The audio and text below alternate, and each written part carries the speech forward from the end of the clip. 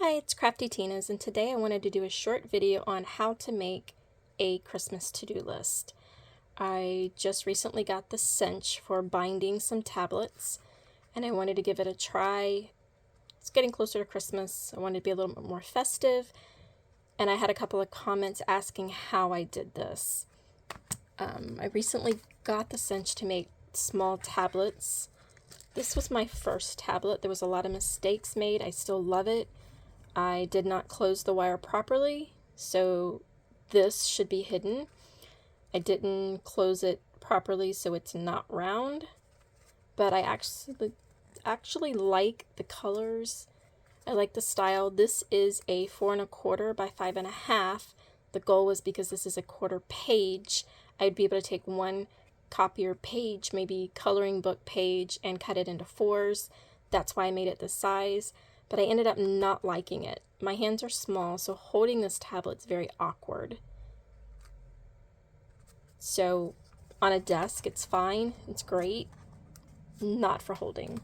The next one I made was this little small one because I have a Christmas project going on and I needed small tablets. I also needed these to be lined.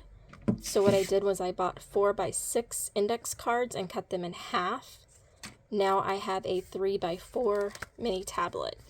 I remembered to do the binding correctly, so now the top of the binding is inside, hidden in the back cover.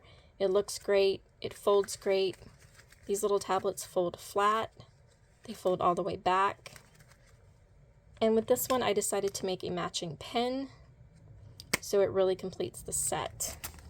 But what I wanted to show you was the Christmas list that I did. I wanted a skinnier tablet so that I can hold it, write my notes no matter where I am, but I also lose pens really easy, so I wanted it to hold my pen. There are things I'm going to change about this tablet, but for right now, this is about as good as it gets. I did use plain paper inside. This is just plain everyday paper. Contrasting color on the inside again, because I just think that looks so cool.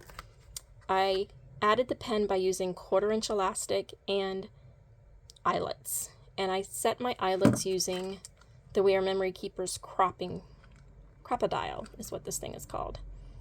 I love this thing. I've had it for many, many years. I'm a big fan of We Are Memory Keepers. They sell really good quality items. I've had this for years. I don't know what I'd do without it when it comes to punching holes in very thick stuff. I'm using little eyelets. I got them from Amazon. They are made specifically for the Crop-a-Dile. You will need 2 of them. You also need a little scrap of 1/4 inch elastic. I was making masks during the pandemic and went to order elastic. This is the smallest amount of elastic I could buy at the time. I bought this humongous roll and now I need to do something with it, so I was really excited to find something to do with it. However, you use such a tiny amount that it's going to take me a while to use it up. But still, I like using things that I already have. Speaking of using things you already have, this normally would have chipboard inside the cover to make it stiff, not flexible like paper. Instead of chipboard, I am using boxes from around the house. This is a granola bar box. You can use a cereal box, your oatmeal box, your grits packet box, pretty much any box that's the consistency of like a cereal box. These are really good granola bars. Obviously, I'm going to have a lot of boxes. Might as well use them. Now, in order to make this, you need very few supplies. This tablet is a 3 by 6, so your cover needs to be an inch bigger than your tablet because you need to wrap it around the sides. So this piece is 4 by 7. You need 2 of them, one for the front, one for the back. The inside piece is the contrasting piece. It needs to be slightly smaller than your 3 by 6 tablet. So I've cut off 2/16 on each side to give me 1/16. And you want that so that you can have just a tiny edge showing. So 2 3 by 6s, 2 chipboards, 3 by 6s, use something you have around the house. And then for the larger ones, you need 2 7x4 sheets in order to make a 6x3 tablet. On your 4x6 sheet, you will glue your box, your chipboard. You could use another piece of cardstock. Make sure it's heavy, like a heavy cardstock, maybe a heavy cover page stock. Whatever you use, glue it to the center of your 4x7, leaving a 1/2 inch all the way around. I put this together using double-sided tape. It's quick, it's easy, it's fast, but it is more expensive. I've also put together some using Mod Podge. You simply paint it with a paintbrush on, stick it on your paper. Once it is stuck on your paper, you then need to cut your corners, all 4 corners. This is so you can wrap the paper and have a mitered edge. You will need to glue all 4 sides and stick them down to your chipboard. Once you have stuck them to your chipboard, you take your slightly smaller paper and glue it to the top. And that is how you make your cover. After that, you use your cinch to punch your holes. This is a 3x6. It's 3 inches across. All I did on my cinch was push the guide all the way in, push down the first 5, push up the rest, put it in the machine, and punch. You will also need wire binding. This is a 7/16 and a 2-to-1 pitch. 2-to-1 pitch is basically what you need to know about your machine. That means there are 2 spirals per inch, or 2 holes per inch. You can use larger size wire to make thicker tablets. You can use smaller wire to make smaller tablets. However, you cannot change the pitch. So if you're ordering wires for your cinch, you need a 2-to-1 pitch. Basically, you needed 5. So you simply count 5 and then snip right in the center. So buying a pack of these wires will go a long way. They come in 12, I believe it is, because it's like 11.5 inches long, and you're only using a small fraction.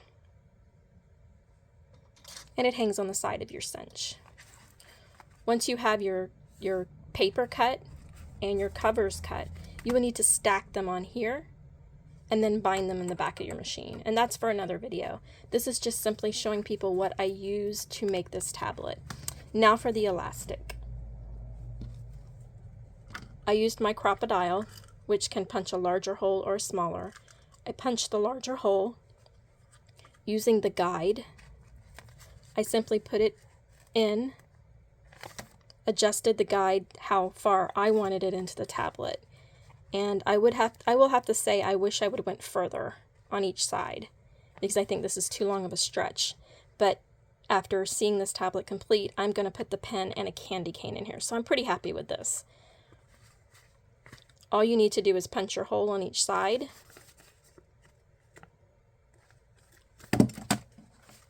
Once your hole is punched, take your piece of elastic, put inside the hole, and hold it down on the same side.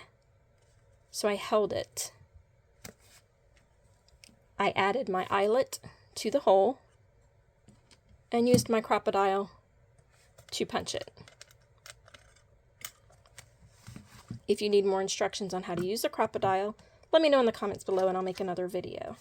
I will also make another video if you want to see how I actually punched these tablets and bound them. This is my 4th notebook, and I have to say my binding is much better. It doesn't take a whole lot of practice, and it doesn't take a whole lot of mistakes on the cinch to actually get it right. I was pretty impressed. So remember, you want your pen to match your tablet, or you can have it contrasting with the inside paper. You simply need a piece of paper or cardstock. If you are using paper, that's great. It can overlap itself. If you're using a cardstock, don't let it overlap because then it becomes too thick to go inside the pen. You're basically making a cover for the inside of the pen that the pen can still fit into.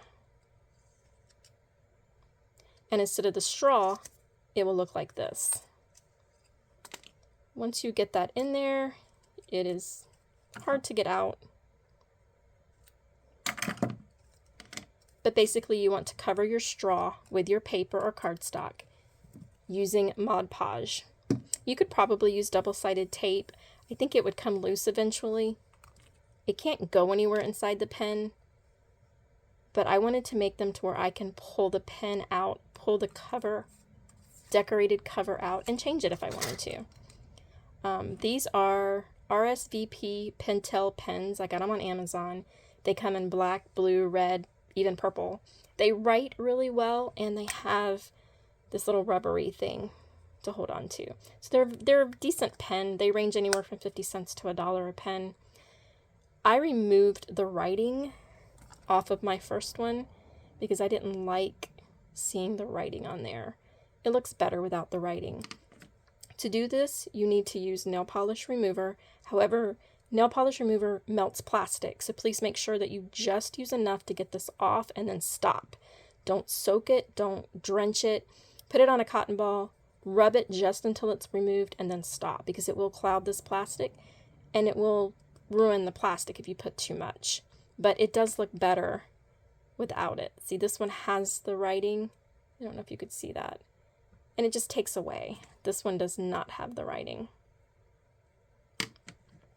But anyway, there you go. That's how you make a Christmas to-do list with a matching pen that gets held. Stay tuned for my next video. I'm going to show you how to make coloring books in a quarter-size page with crayon holder on top. That's my next project. If you'd like more details on this project, please leave comments below, and I'll see what I can do about getting a video explaining more in detail. Thanks, and have a great day from Crafty Tina's.